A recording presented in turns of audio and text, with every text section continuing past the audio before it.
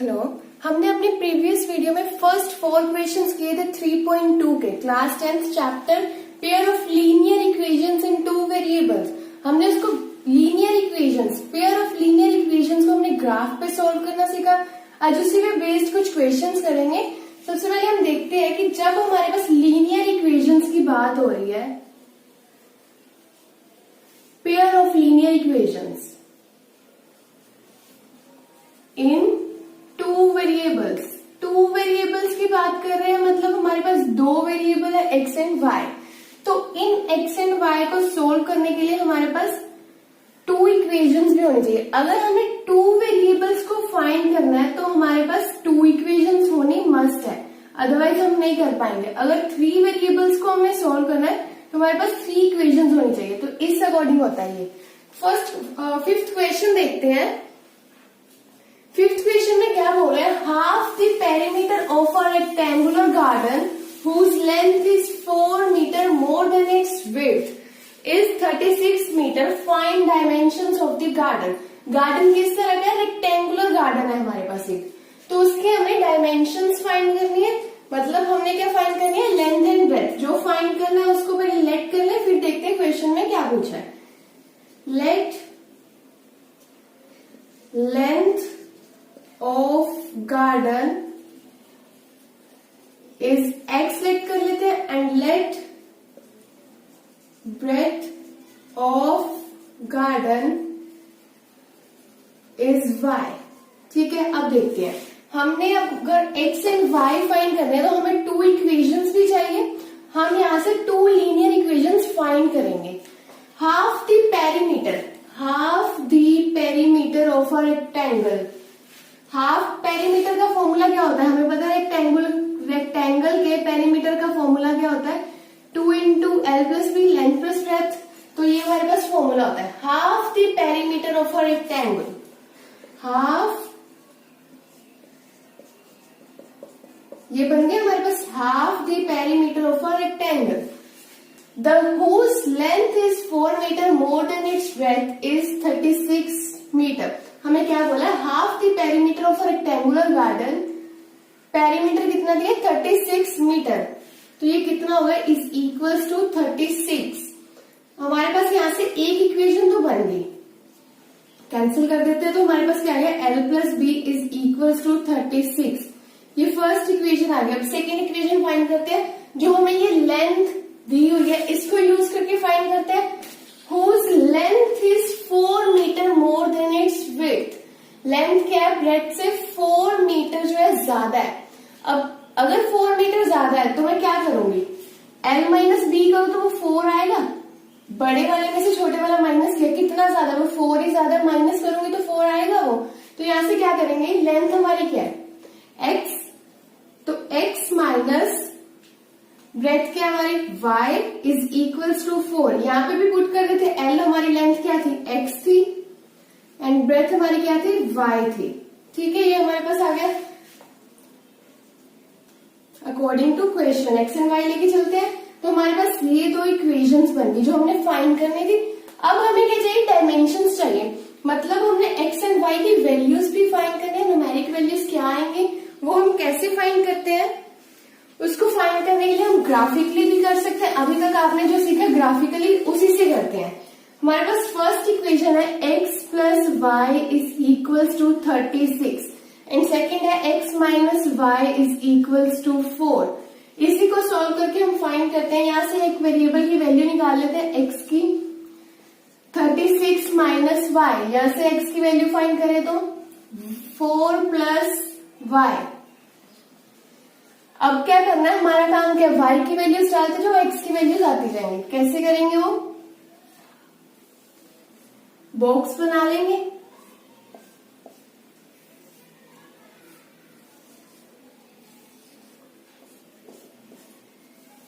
चाहे आप x की वैल्यूज डालते जाओ y की आती जाएंगी, चाहे आप y की वैल्यूज डालते जाओ x की आती जाएंगी।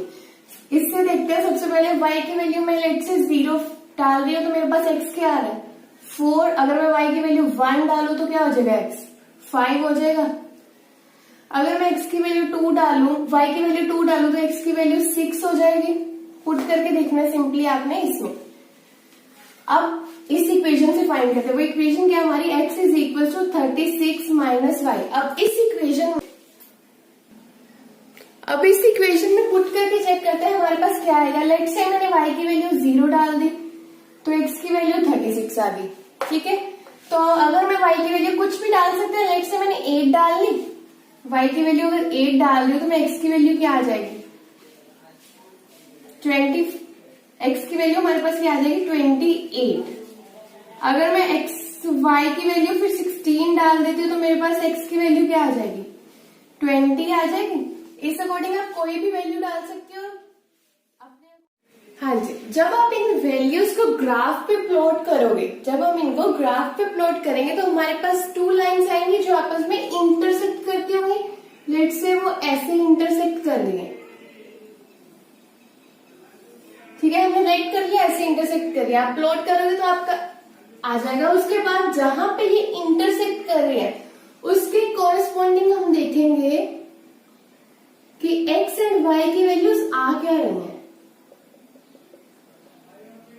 लेट्स से इस पॉइंट पे हमारी क्या कर रही है, इंटरसेक्ट कर रही है। तो इस पॉइंट पे हमारी x की वैल्यू क्या आ रही है 20 आ रही है, एंड इस पॉइंट के कोरस्पॉन्डिंग हमारी y की वैल्यू क्या आ रही है 16 आ रही है।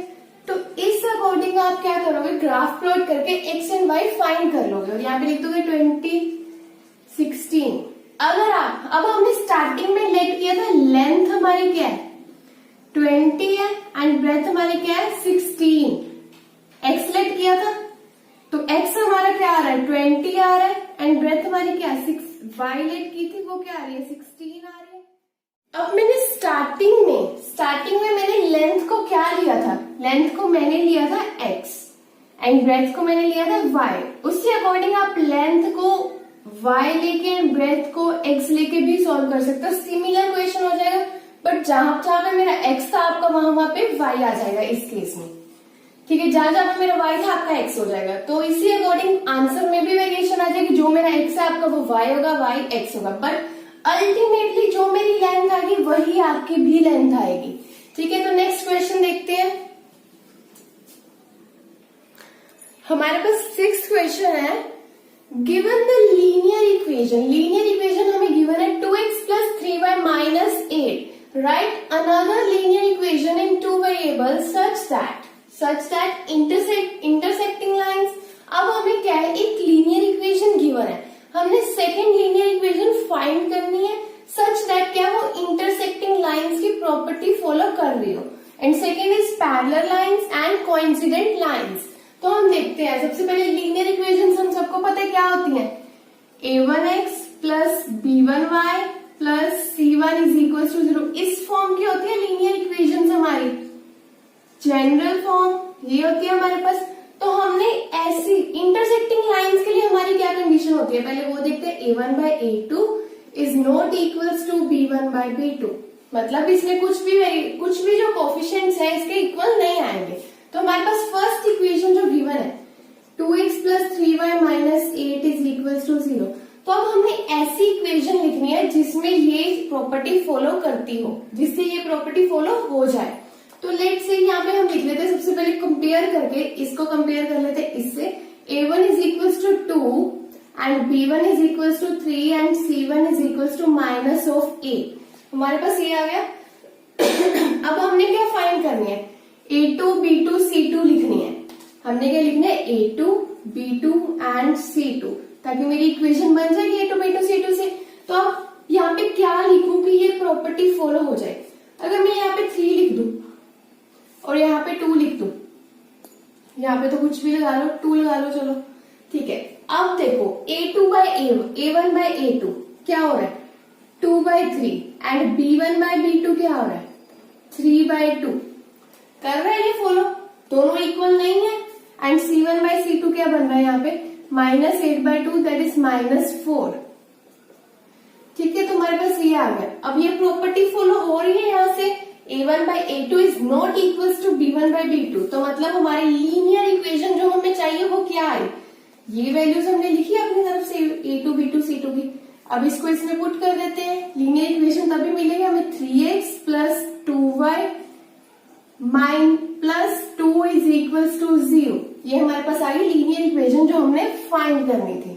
ठीक है, ऐसे ही हम पैरेलल के लिए देखते हैं। पैरेलल के लिए हमारे पास क्या केस बनता है, a1 by a2 is equals to b1 by b2 but is not equals to c1 by c2। ये होता है हमारे पास। फिर से वो जो इक्वेशन दी है वो लिखते हैं, उसके according a1 a2 a1 b1 c1 लिख लिए हमने, राइट। तो हमने इस कंडीशन के अकॉर्डिंग अब बनाना है कि मेरा b1 by b2 a1 by a2 के इक्वल आ जाए। तो मुझे क्या चाहिए यहाँ पे a2 b2 c2, राइट। तो यहाँ पे मैं क्या लिखूं ऐसा, अगर मैं यहाँ पे 4 लिख दूं एंड यहाँ पे लिख दूं 6, तो अब ये देखो a1 by a2 क्या बन रहा है मेरा 2 by 4 that is 1 by 2, cutting करके 1 by 2 and b1 by b2 is equals to 3 by 6 जो क्या बन जाएगा मेरा अल्टीमेटली 1 by 2। तो ये दोनों इक्वल आ रहे हैं कंडीशन के अकॉर्डिंग। अब हमने क्या करना है, ऐसा कुछ लिखना है कि वो c1 by c2 के इक्वल ना आए। 2 लिख दो, c2 क्या लिख दे 2 लिख दे, तो c1 by c2 क्या बन रहा है मेरा -8 by 2 दैट इज -4। तो ये इक्वल नहीं आ रहा।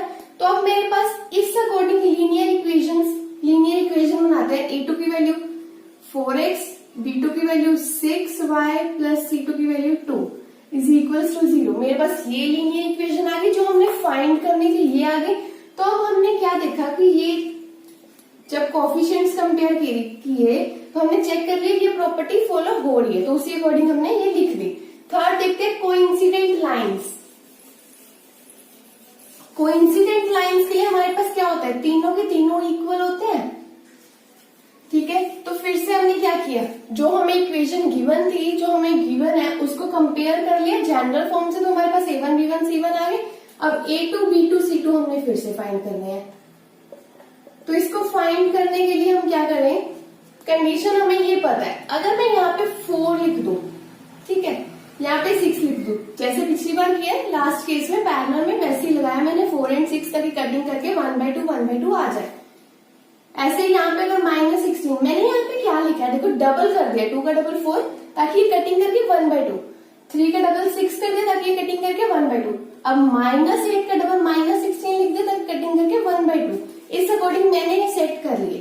a1 by a2 क्या है मेरा 1 by 2 बन रहा है, 2 by 4 कटिंग करके 1 by 2। b1 by b2 क्या है 3 by 6 जो अल्टीमेटली मेरे पास 1 by 2 बनेगा। And c1 by c2 is equal to -8 by -16 that is 1 by 2।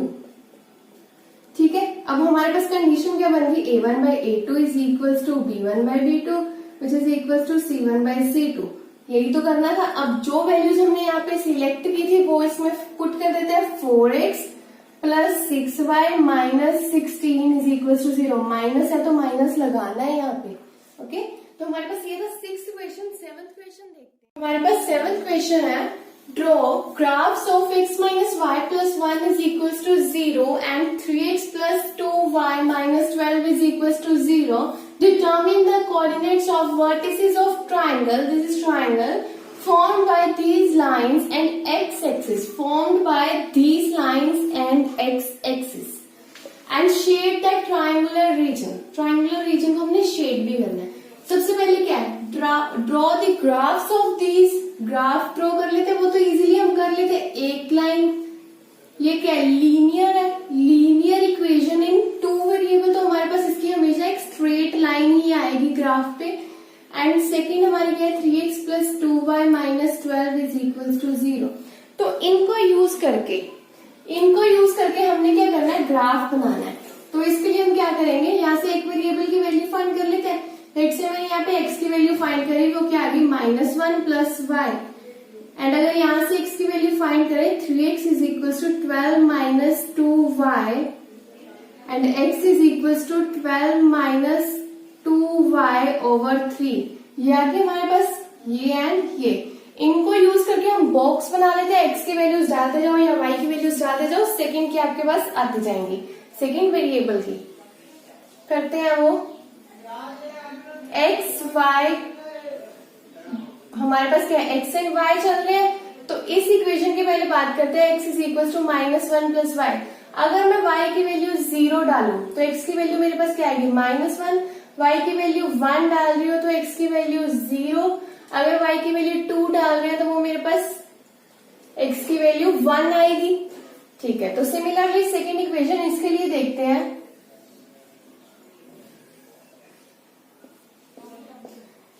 x and y हमारे क्या चल रहे हैं, वेरिएबल्स। तो यहाँ पे अगर मैं y की वैल्यू 0 डाल रही हूँ, y की वैल्यू अगर मैं 0 डालती हूँ तो मेरे पास क्या आएगा, 12 माइनस 0/3 दैट इज 4 बन जाएगा सॉल्व करके। अगर मैं यहाँ पे y की वैल्यू 1 डालूंगी ना, ये देखो y की वैल्यू अगर मैं 1 डाल रही हूँ तो मेरे पास क्या बन रहा है, 12 माइनस 2/3 दैट इज 10/3। तो मेरे पास ये फ्रैक्शन में बच रहा है, तो फ्रैक्शन में सॉल्व करना थोड़ा सा मुश्किल हो जाता है, ग्राफ प्लॉट करना। एज कम्पेयर टू हम सिंपल ही कर लेते हैं। अगर मैं यहाँ पे y की वैल्यू 3 डाल दूं तो मेरे पास क्या बनेगा, 12 माइनस 6/3 दैट इज 2 बन जाएगा। सॉल्व करके 6/3 कटिंग करके 2 आ गया। तो अगर मैंने y की वैल्यू क्या डाली, 3 डाली, x की वैल्यू 2 आ रही है। सिमिलरली मैं y की वैल्यू अगर 6 डालू, 12 माइनस 2 इंटू 6/3, 12 माइनस 12/3 इज 0। अगर मैंने y की वैल्यू क्या डाली है, 6 डाली है, तो मेरे पास x 0 आ रहा है। ठीक है, तो हमारे पास ये आ गई, बॉक्स प्रिपेयर हो गया। अब हमने क्या करना है, ग्राफ प्लॉट करना है। इन वैल्यूज को लेके ग्राफ प्लॉट करना है। तो इन वैल्यूज को लेके हमारे पास जो ग्राफ आएगा वो ऐसा ग्राफ आएगा।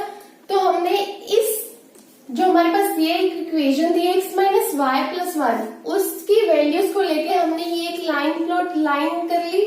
तो लाइन पे हमने क्या किया, -1, 0, 0, 1 एंड 1, 2, ये हमारे पास एक स्ट्रेट लाइन आ गई।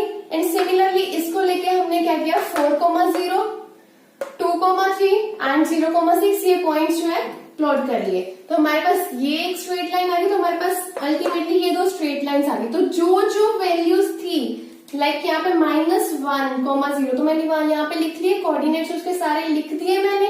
एंड उसके बाद उन्होंने बोला था ड्रॉ करना है ट्राइंगुलर रीजन।